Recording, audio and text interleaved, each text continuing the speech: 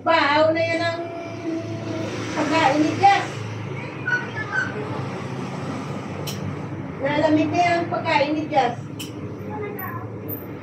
Saan? Nag-online ba siya?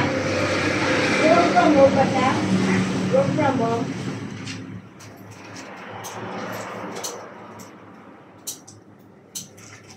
Martin para May. Yung July, August. 3 buwan na naman ang bayaran mo. Ayaw mo na yung, sabi yung ano, registration ko, ayaw mo na mag-registration, okay lang.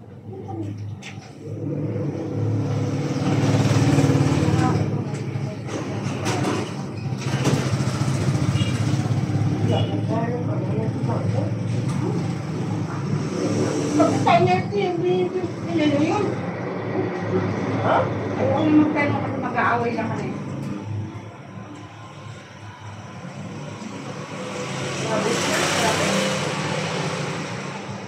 Baka binili nila noon.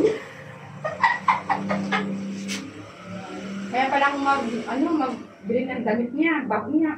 Mga pagkayaan ng gusto ko. Rosipin, 10,000.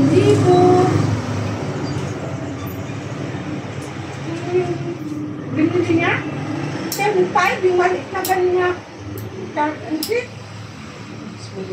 Yung sapatos niya, yung mga dinaran niya doon. Papaluta.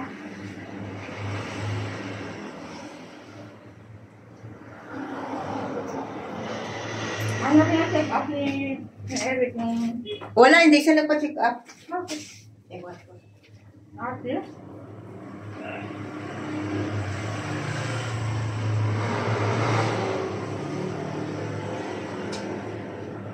Sabi naman ng meron ako doktor. Yung ate ng kasama niya, sabi naman. Ano kaya yung skin fit yan na deliver? Pagkita na yan, buhayawa talaga gusto ko parang may working pa. Nag-recruit na magalit ng WAP. Nasa ka pa magalit. Ano pa ang asawa na? Matalupad na lang ano?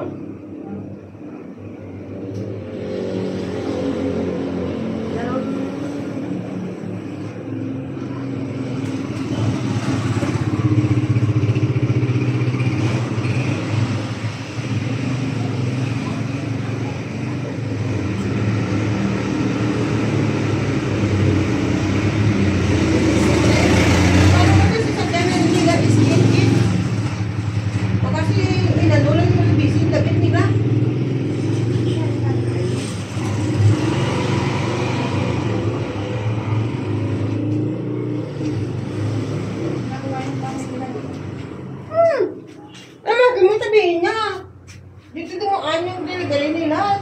Singilin ko ba ko, sabihin tabi-dabda daw ko. Hindi na sa market.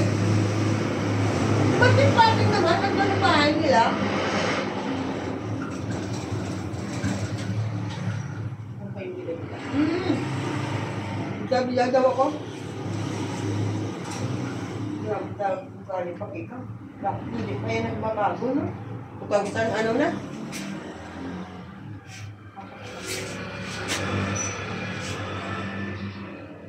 Pabida-bida.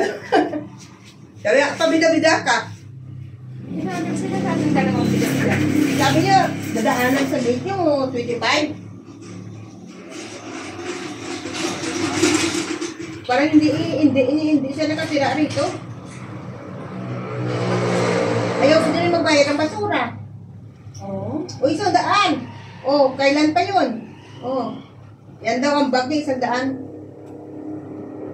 Kahiyawa talaga pag ugali. Nire-grab.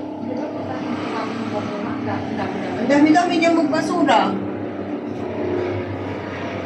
Sabihin niya pa kay Lisa at kay Rapid na huwag mo kaya. Ano ba sa dulo ba? Diba? Networking na siya. Tapos, doon pa, anuin niya pa yung katabi mo doon. Ganda yun. Si ganda daw yung katabi mo. Anak ni ate, ano?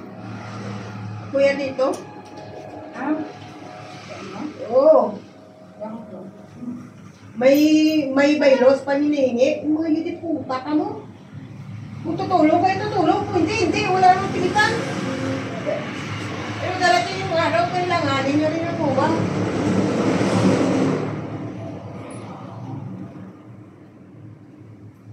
Ano, may pagkato.